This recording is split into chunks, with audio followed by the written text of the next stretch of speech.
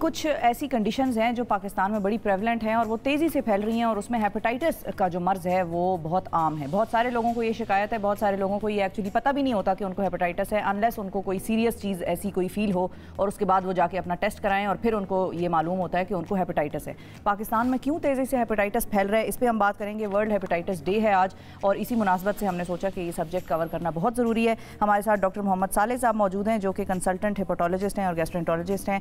Section है जी section head hepatology भी हैं शिफा इंटरनेशनल हॉस्पिटल के। अस्सलाम वालेकुम सर। वालेकुम अस्सलाम। मतलब शुक्रिया आपने वक्त निकाला। सबसे पहले तो ये बताइए कि हेपेटाइटिस का जो मर्ज़ है वो है क्या, और उसमें आपकी बॉडी को क्या मसाइल पेश आते हैं? हेपेटाइटिस का मतलब है जिगर की सोजिश, इन्फ्लेमेशन, गर्मी नहीं। अच्छा, ये अलग अलग है दोनों। ये गर्मी है ही नहीं कोई चीज़। जैसे टॉन्सिलाइटिस में टॉन्सिल्स इन्फ्लेम्ड या सोजिश हो जाते हैं, तो इसी तरह से डर्मेटाइटिस स्किन की इन्फ्लेमेशन है। तो इसी तरह से निमोनाइटिस या निमोनिया जिसको हम कहते हैं लंग्स की इन्फ्लेमेशन है, तो ये गर्मी नहीं होती। सही है, जिगर की गर्मी नहीं है, ये जिगर की इन्फ्लेमेशन है, इसका नाम हेपेटाइटिस है। जॉन्डिस होता भी है और नहीं भी होता, दोनों सूरतों में हेपेटाइटिस हो सकता है। यानी पीलियापन आना या जॉन्डिस जिसको हम बोलते हैं, अगर ये है तब भी हेपेटाइटिस हो सकता है, नहीं है तब भी हो सकता है। अच्छा, जॉन्डिस के होते हुए ये भी ज़रूरी नहीं कि हेपेटाइटिस ज़रूरी होगा, जॉन्डिस के और भी वजह हैं। ठीक है, तो अब जो हेपेटाइटिस है उसमें होता क्या है? अब जिगर में सोजिश हो गई, उससे आपको क्या प्रॉब्लम्स होंगी? अच्छा सर, दो तीन चीज़ें हैं। जब जिगर में सोजिश हो जाती है तो वो अपना काम पूरी तरीके से नहीं करता। अब उसमें से दो तीन आगे जब पूरा काम नहीं करता, हमारा जो जिगर है, अगर आपने उसको देखा तो ये पूरे बॉडी का एक सॉर्ट ऑफ वर्कशॉप है। हर चीज़ इधर से गुजरता है, मेटाबॉलिज्म, स्टोरेज, प्रोसेसिंग, हर चीज़ लिवर के थ्रू होती है। बहुत हद तक सफाई भी यही है, ये टॉक्सिन्स को डिटॉक्सिफाई करता है।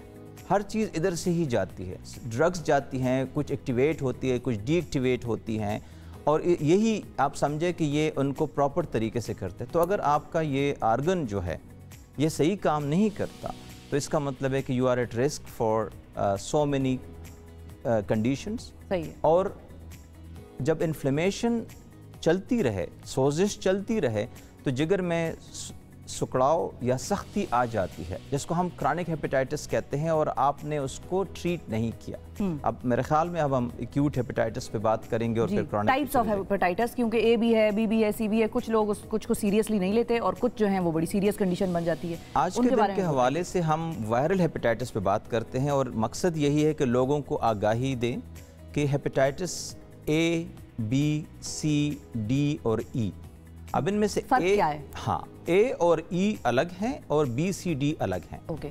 ए और ई जो है ये पानी के ज़रिए और फजले के ज़रिए फैलते हैं। ठीक है। कहने का मकसद ये है कि एक अनवैक्सीनेटेड बंदे को अगर कंटामिनेटेड वाटर या फूड का एक्सपोजर हो, जो कि बदकिस्मती से दूसरे के फजले से आता है, ओके, तो उसको हेपेटाइटिस ए या ई हो जाता है। और ये आमतौर पे एक्यूट हेपेटाइटिस करता है। एक्यूट हेपेटाइटिस का मतलब है कि जी जैसे हमें एक टॉन्सिलाइटिस हो गया या सोर थ्रोट हो गया, इसी तरह से ये भी आंखें पीली हो जाती है, मतली उल्टी होती है, थोड़ा सा मलेज रहता है, बुखार हो सकता है, और हम चंद दिन से लेके चंद हफ्तों में ठीक हो जाते हैं। और इसकी क्रॉनिसिटी, अच्छा, ट्रीटमेंट की ज़रूरत नहीं है।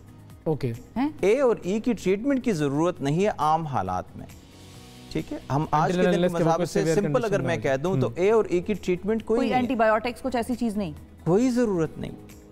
हम तब मरीज़ को दाखिल करते हैं या उसको कुछ देते हैं, अगर वो इतनी उल्टियाँ कर रहा हो कि कुछ ना हो, तो हम उसको कुछ फ्लूइड्स या उनके कुछ कैलोरीज के लिए या कुछ ग्लूकोज के ड्रिप वगैरह दे देते हैं। सही है। अगर मरीज़ मेरा खाना खा रहा हो तो मुझे खुशी होती है कि रिकवरी शुरू हो चुकी है। सही है। अच्छा, अब यही जो ट्रीटमेंट जो वजह आपने ए और ई की बताई, यही वजह टाइफाइड्स की भी होती है?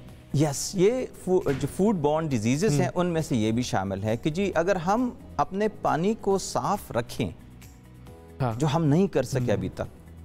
मैं और आजकल तो वैसे ही बारिशों का ज़माना है, वो सीवरेज का पानी वैसे ही नॉर्मल पानी में मिल रहा है बहुत सारी जगहों पर। एग्जैक्टली, हैज़ा, कॉलरा जिसको हम बोलते हैं, टाइफाइड, बहुत सारे और एक्यूट डायरियल इलनेसेस और हेपेटाइटिस फैलता इसी वजह से।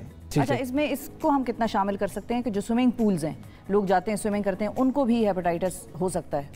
बिल्कुल, अगर स्विमिंग पूल की सफाई का ख्याल ना रखता हो, उसके वाटर को ट्रीट ना किया जा रहा हो, और बदकिस्मती से लोग सफाई का ख्याल ना रखते हो और बाज़ लोग अजीब हरकत भी कर जाते हैं स्विमिंग पूल में, तो यस पोटेंशियली अगर आपका पानी देखें कंटामिनेटेड वाटर कहीं से भी चला जाए बिल्कुल आपके अंदर, तो वो इन्फेक्शन कर सकता है। सही है, ये तो हो गया ए और ई। अच्छा, जो ए है उसके वैक्सीन पूरी दुनिया में अवेलेबल है और हम 1 साल से बड़े बच्चों को हम देते हैं, रिकमेंड करते हैं।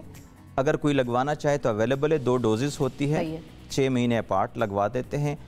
ई की जो वैक्सीन है ये पूरी दुनिया में तो नहीं है, लेकिन एशिया के कुछ ममालिक में मौजूद है, चाइना में तैयार हुई है और हमारे मुल्क में रजिस्टर्ड है और हम अपने सेलेक्ट पेशेंट को ऑफर करते हैं और इससे बचाया जा सकता है। ए वाली जो है वो कितना अरसा तक वैलिड रहती है? आपने अच्छा, अगर वैक्सीन आप लगाई है समझे कि अगर आपको खुदा न खास्ता हेपेटाइटिस ए हो जाए या हेपेटाइटिस ए की वैक्सीन आपने लगा दी और आप रिकवर कर जाते हैं या आप वैक्सीनेट हो गए, तो आप समझे ऑलमोस्ट लाइफ लॉन्ग। ओके, अच्छा, क्यों कुछ लोग इसको रिपीट भी करते हैं, मतलब अगले सीजन में स्विमिंग शुरू कर दी है तो वो कहते हैं हेपेटाइटिस ए की वैक्सीन लगवा लो?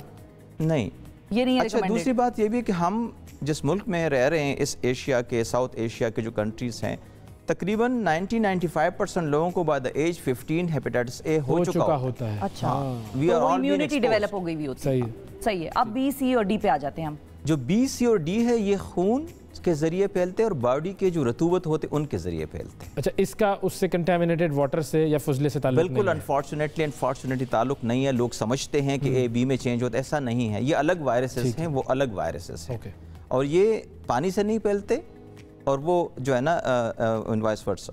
सही है। तो वो जो है ये सिर्फ और सिर्फ जो है कंटामिनेट, जैसे बार्बर्स हैं, ब्यूटी पार्लर्स हैं, हमारे जो टैटूइंग है जो हम करवाते हैं, बॉडी पियर्सिंग है जो उससे भी हो सकता है। क्यों नहीं सर, कंटामिनेटेड नीडल सिरिंज का हो कि बार्बर का कोई चीज़ हो कि ट्वीज़र हो कि कोई भी चीज़ और यूटेंसिल्स, बर्तन एक दूसरे के। अच्छा, बर्तन से यस एंड नो।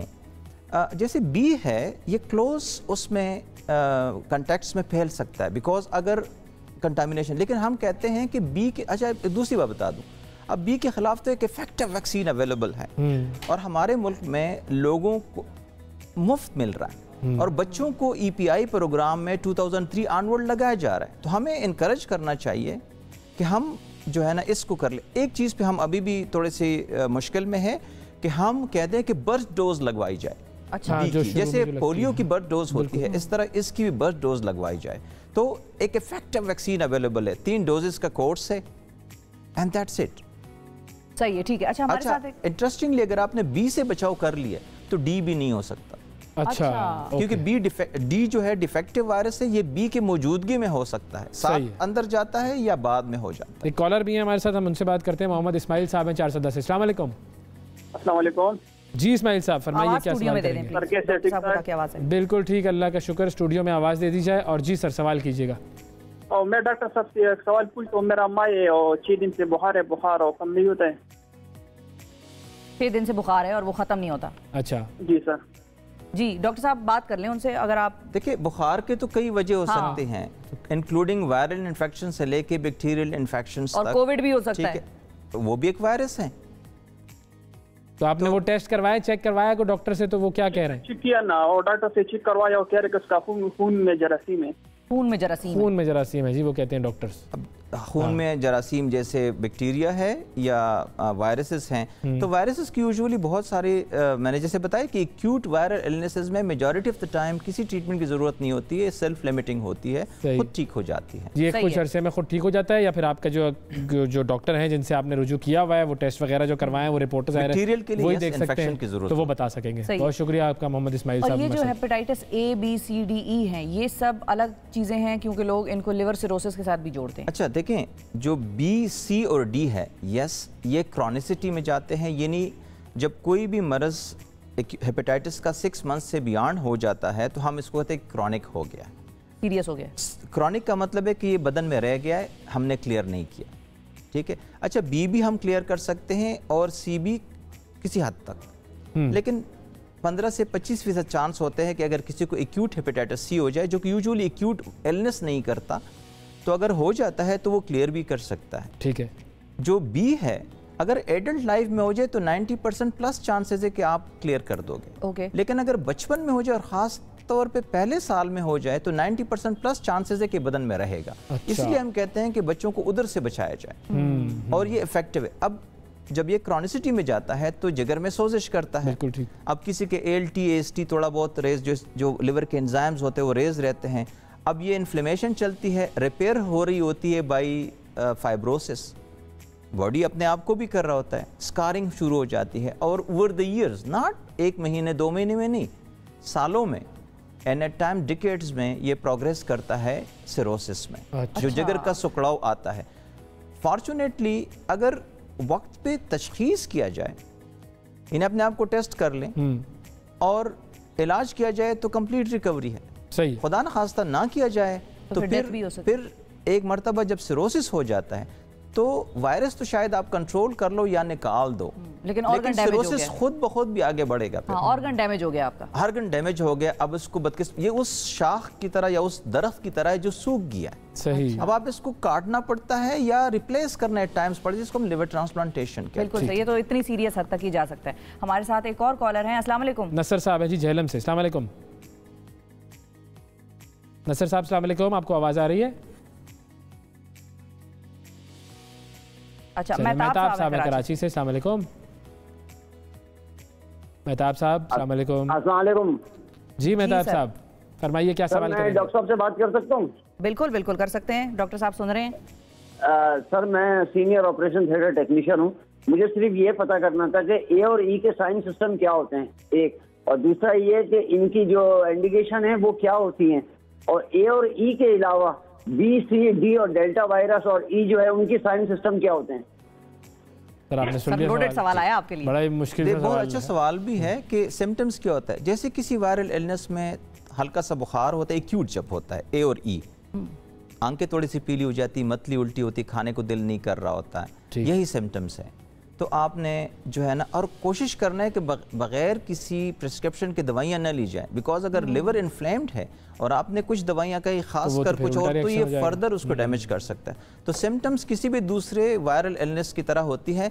इसमें सिर्फ एक और चीज़ ये होता है कि आंखें पीली हमें नज़र आ जाती है, बदकिस्मती से थोड़ी ज़्यादा हो जाए तो तब हमें नज़र आती है, यानी शुरू में नहीं होता। तो ये एक हफ्ता तकरीबन कुछ दिन लगते हैं कि जब हमें आंखें पीली होने शुरू, ये हो चुका हो। ए और ई दोनों के यही सिम्टम्स, ए और ई दोनों के यही सिम्टम्स, ठीक है। एक्यूट हेपेटाइटिस की यही सिम्टम्स है, जिसको हम वायरल हेपेटाइटिस कहते हैं। और भी वायरसेस करती, इवन कोरोना वायरस हेपेटाइटिस करता है। अच्छा, बट यस, तो ये जो बी, सी और डी और अच्छा, जो बी, सी, डेल्टा, अच्छा बी, सी और डी को हम डेल्टा कहते हैं। तो बी, सी के यूजुअली जो सिम्टम्स एक्यूट के तो एक जैसे होंगे ना, लेकिन ये बदकिस्मती से क्रॉनिसिटी में जाता है तो यूजुअली एसिम्प्टोमेटिक होता है, इसलिए तो हम साइलेंट किलर कहते हैं। इसीलिए तो हम आज के दिन बैठे हुए हैं कि हम अपने आप को टेस्ट करवाएं। पाकिस्तान में कितना तेजी से फैल रहा है वैसे, क्विकली अगर मैं आपको बात बता दूं, पूरी दुनिया में अब चाइना जो है ना, उसमें तकरीबन 9 मिलियन लोगों में इस वक्त एक्टिव हेपेटाइटिस सी वायरस है, पूरी चाइना की आबादी को देखो, और पाकिस्तान के 7 मिलियन से ज्यादा है। सही जी, ये तो बहुत हम इस वक्त दुनिया में परसेंटेज वाइज टॉप पे हैं सी में। जी, हेपेटाइटिस के हवाले से बात हो रही है। डॉक्टर मोहम्मद सालेह हमारे साथ मौजूद है। सर ये बताइए कि WHO के इस हवाले से क्या टारगेट्स हैं और पाकिस्तान इस हवाले से कहाँ खड़ा हुआ है? सर WHO बाई 2030 चाहता है कि हेपेटाइटिस सी एलिमिनेट हो, इरेडिकेट ना हो। पोलियो इरेडिकेशन की बात हो, इसकी एलिमिनेशन ये बहुत नीचे चला जाए। तो इसके जो गोल्स है कि मोर देन 90% हमने लोगों को जिनको है उसको आइडेंटिफाई करना है, स्क्रीन करना है। 65% मॉर्टेलिटी को नीचे ले जाना है बी और सी से, इन वायरसेस से, और 80% जो लोग अगर जिनको ये वायरस है तो उनको हमने ट्रीट करना है। अब इंटरेस्टिंगली अगर हम चाहते हैं कि हम, और ये अगर हम 2018 में मैं चला जाऊं, उस वक्त से हमारे फिगर्स ऐसे होने जो कि हम बहुत पीछे हैं। अच्छा, तो हमें 25 मिलियन लोगों को जो है पर ईयर स्क्रीन करना है, टेस्ट करना है हर साल, टू फाइंड 9 मिलियन लोगों को। ओके। और उसके फिर तकरीबन हमें 7 लाख को या 7 को मिलियन को हमने सालाना ट्रीट करना। अच्छा, अगर हम स्टेटस को बरकरार रखें तो हमारा मर्ज़ बढ़ता जाएगा, हेल्थ सेक्टर पे इतना ही बोझ पड़ेगा और हमें $2 बिलियन हम खर्च करते रहेंगे बाई 2030। हर साल खर्च करते नहीं, हर साल नहीं, टोटल। अच्छा, लेकिन अगर हम एलिमिनेशन पे जाएं तो हमारा $10 बिलियन का एक प्रोजेक्टेड जो है ना ये खर्चा है, और इसमें ये कैलकुलेशन मॉडलिंग की गई है, पब्लिश्ड है, पीयर रिव्यूड पब्लिश्ड है, और जस्ट $1.8 बिलियन एक्स्ट्रा से हम ये सारे टारगेट अचीव कर सकते हैं। सही। तो बहुत ज़्यादा, और हम अच्छा मैं इंटरेस्टिंगली बता दूं, हमें सालाना 7 लाख लोगों को ट्रीट करना है। आप इमेजिन कर ले 2017-18 में हम यानी इससे पहले तो हम 1 लाख और 2016 में 1 लाख 2 लाख के करीब हम ट्रीट कर रहे थे। हम एक मरतबा तकरीबन 5 लाख लोगों तक पहुंच चुके हैं ट्रीट करना। ये 2017 हैं इस चीज़ की सर, दवाइयाँ सस्ती हैं, अवेलेबल हैं, तकरीबन 60, और टेस्टिंग कैपेबिलिटी बिल्कुल है, सारा कुछ हो सकता है। सर हमने कोरोना पे कैसे काबू कर लिया? बस एक रिक्वेस्ट है कि जो जिस तरीके से कोरोना के लिए हमने ये नेशनल कमांड बनाई है, इसी वार फुटिंग्स पे हेपेटाइटिस के लिए बनाई जाए। वार फुटिंग्स पर ही काम होगा जब और ये 5 बीमारियों में शामिल है जिनके लिए, जिनके हवाले से यूनाइटेड नेशंस जो है वो डेज मनाता है। WHO जो है वो डे मनाता है, WHO मनाता है बिल्कुल।